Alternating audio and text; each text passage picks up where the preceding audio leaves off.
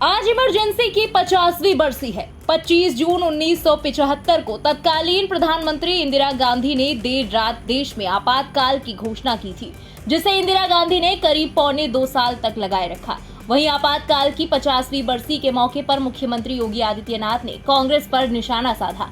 उन्होंने कहा कि आज जब हम उस आपातकाल को याद करते हैं तो पाते हैं कि कांग्रेस में भले ही चेहरे बदल गए, लेकिन आज भी चरित्र वही है।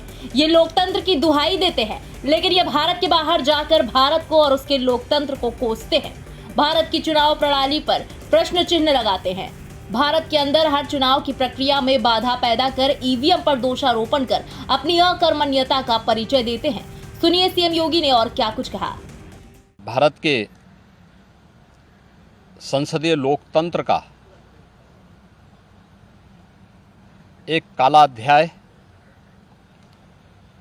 आज से ठीक 50 वर्ष पूर्व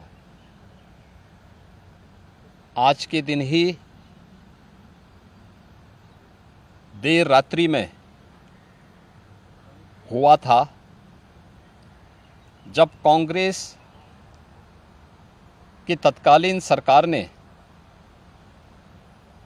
भारत के संविधान का गला घोंटते हुए लोकतंत्र को पूरी तरह समाप्त करने की साजिश रची थी।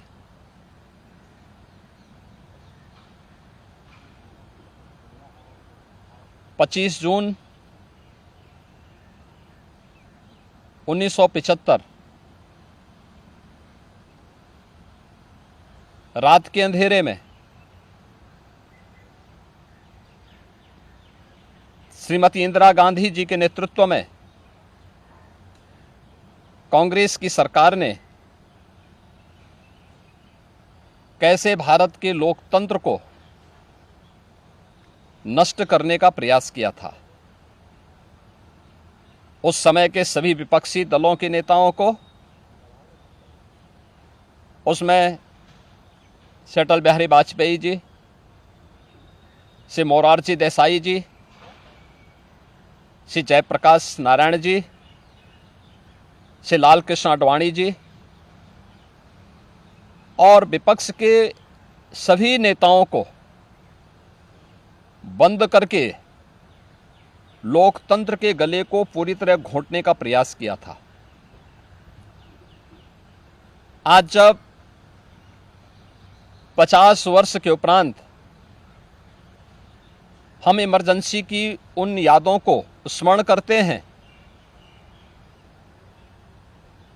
तो स्वाभाविक रूप से कांग्रेस में चेहरे बदले होंगे, लेकिन उसका चरित्र, उसके हाव भाव आज भी वही हैं जो 1975 में एक बर्बर चेहरा उस समय में कांग्रेस पार्टी का देखने को मिला था।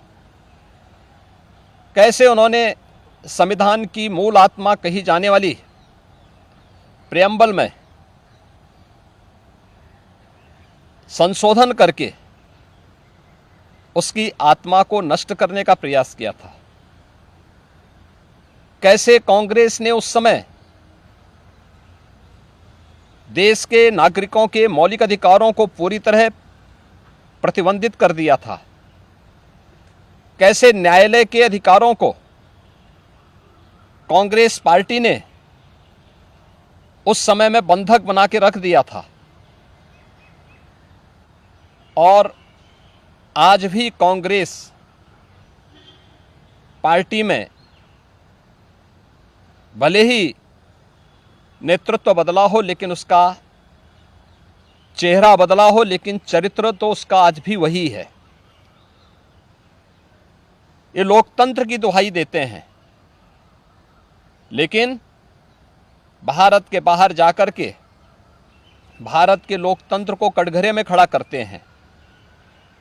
भारत की चुनाव प्रणाली पर प्रश्न चिन्ह खड़ा करते हैं। भारत के बाहर जाकर के भारत को और इसके लोकतंत्र को कोसते हैं। भारत के अंदर हर चुनाव की प्रक्रिया में बाधा पैदा करके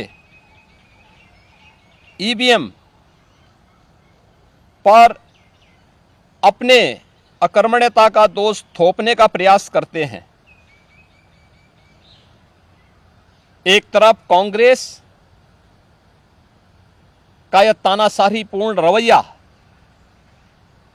जिसने आज से नहीं या 1975 में ही नहीं,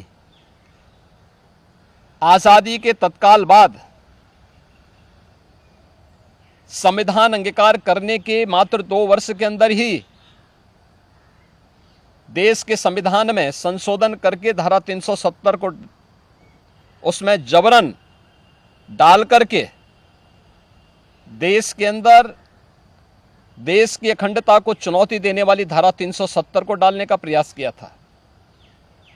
इसके उपरांत भी समय समय पर कभी मीडिया पे को प्रतिबंधित करके, कभी अन्य तरीके से प्रत्यक्ष और अप्रत्यक्ष रूप से लोकतंत्र के सभी स्तंभों को कमजोर करने का प्रयास किया था। 1975, 25 जनवरी 1975 उसकी पराकाष्ठा के रूप में इस देश ने और दुनिया ने देखा था। 1975 की इमरजेंसी की घटना के 50 वर्ष पूरे हो रहे हैं। 1975 में देश के लोकतंत्र को बचाने के लिए,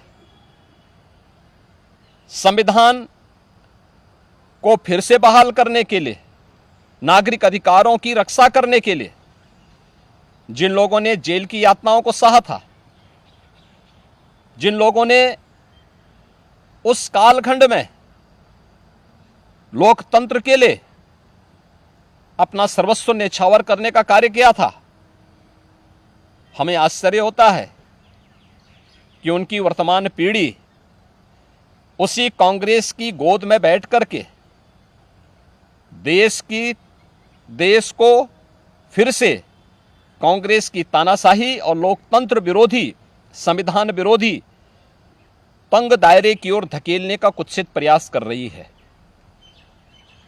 कांग्रेस आज भी उसी रास्ते पर चल रही है और उसी का परिणाम है। जहां भी कांग्रेस नेतृत्व की सरकारें हैं, उनका रवैया, उनके कार्यप्रणाली, उनके द्वारा किए जाने वाले कृत्य इस बात के उदाहरण प्रस्तुत करते हैं। उनके जो सहयोगी हैं, बंगाल में टीएमसी है, केरल के उनके सहयोगी हैं, या तमिलनाडु के उनके सहयोगी हैं, या कांग्रेस नेतृत्व की सरकारें जहां कार्य कर रही हैं, उनकी कार्यपद्धति को आप देखें। जो लोग जनता को गुमराह करके संविधान के नाम पर संसद की कार्रवाई को बाधित करने का प्रयास कर रहे हैं, वे लोग कभी अपने गिरेबान में भी झांक के देखें। क्या उन्होंने सही मायने में संविधान का पालन किया था? क्या ये सच नहीं कि देश की संसद में कांग्रेस के एक वरिष्ठ नेता ने वहां पर जिस प्रकार का आचरण किया था, एक बिल को संसद के फ्लोर पर ही किस तरीके से अपमानित करने का काम किया था, वहां फाड़ने का काम किया था, ये क्या किसी से छुपा हुआ है?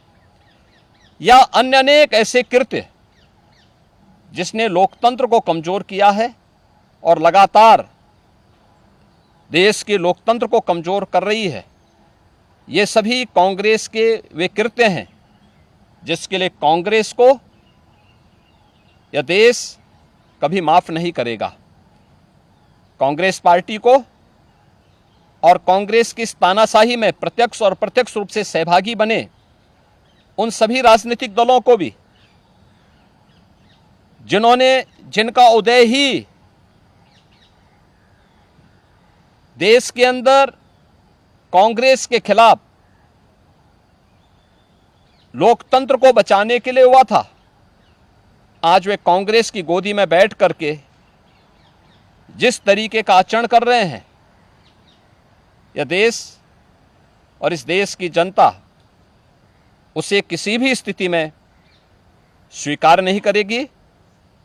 कांग्रेस को और कांग्रेस के इन सभी सहयोगियों को जिन्होंने लोकतंत्र को कमजोर किया है, संविधान के प्रावधानों को समय समय पर मानने से इनकार किया है, इसके लिए आज इमरजेंसी की 50 वर्ष पूरे होने पर इन्हें देश की जनता से माफ़ी मांगनी चाहिए अपने इस कृत्य के लिए, और अपने न केवल चेहरे को बल्कि चरित्र को देश के संसदीय लोकतंत्र के अनुरूप ले जाने के लिए अपने आप को तैयार करना चाहिए। ब्यूरो रिपोर्ट, इंडिया पब्लिक खबर। इसी के साथ इस खबर में बस इतना ही। इस खबर पर आपका क्या कहना है कमेंट में लिखकर हमें अपनी राय जरूर बताएं। बने रहे इंडिया पब्लिक खबर के साथ। हमारे YouTube चैनल को सब्सक्राइब करें और बेल आइकन दबाना बिल्कुल ना भूलें।